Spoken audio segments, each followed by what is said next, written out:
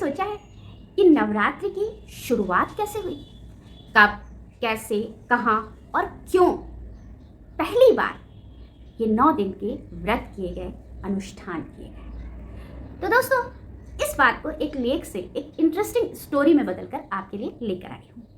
बहुत पुराने समय की बात है। एक ऋषि थे, बहुत करुणामयी।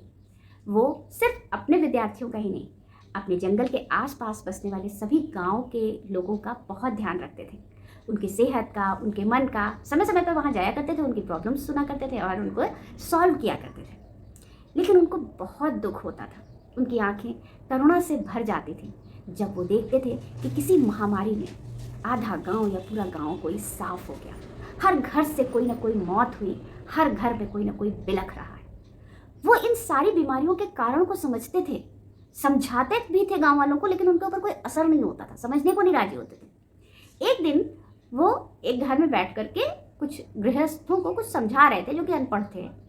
तभी क्या हुआ कि बच्चा जो है वो घर के बाहर जाने लगा, मुश्किल से 4-5 साल का बच्चा, और वो घर के बाहर जाने लगा और शाम का समय था। वो तो माँ ने उसे डांटा, खबरदार, घर के बाहर कदम निकाला तो काले बरगद की चुड़ैल जो है वो काट खाएगी तुमको। बच्चे ने तुरंत बच्चा अंदर आ गया और आंगन में जाके खेलने लगा। तो गुरुजी ने उससे कहा कि ये तो तुमने गलत काम किया, झूठ क्यों बोला बच्चे को पूरी बात समझानी चाहिए थी।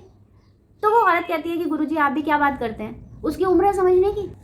4-5 साल का बच्चा क्या समझेगा कि बरगद के पेड़ पर जो है वो इतने सारे सांप रहते हैं, वो अंधेरे में काट खाएंगे, उनके ऊपर पैर पड़ गया तो बिच्छू काट खाएगा या कुछ होगा।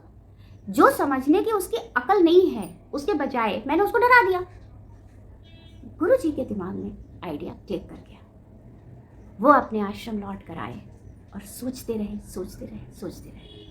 उन्होंने पूरा शेड्यूल बनाया, और जो ये सीजन चेंज होते ना, इसमें पूरे 9 दिन का शेड्यूल बनाया और कहा कि अगर इन 9 दिन तुमने सात्विक आहार नहीं लिया, स्वच्छता का, शुचिता का, शुद्धता का पूरी तरीके से ध्यान नहीं रखा, तो देवी माँ तुमसे नाराज हो जाएंगी, और अगर रख लिया तो देवी माँ तुमसे खुश हो जाएंगी। बस व्रत रखे जाने लगे, शुचिता का, स्वच्छता का, शुद्धता का पूरा ध्यान रखा जाने लगा सीजन चेंज के समय।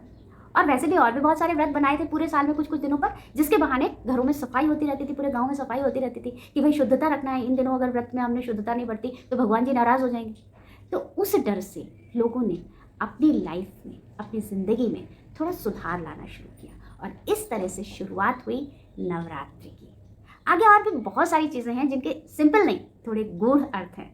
तो इन प्रतीकार्थों को अगर समझना है, जानना है, तो बने रहिए हमारे साथ।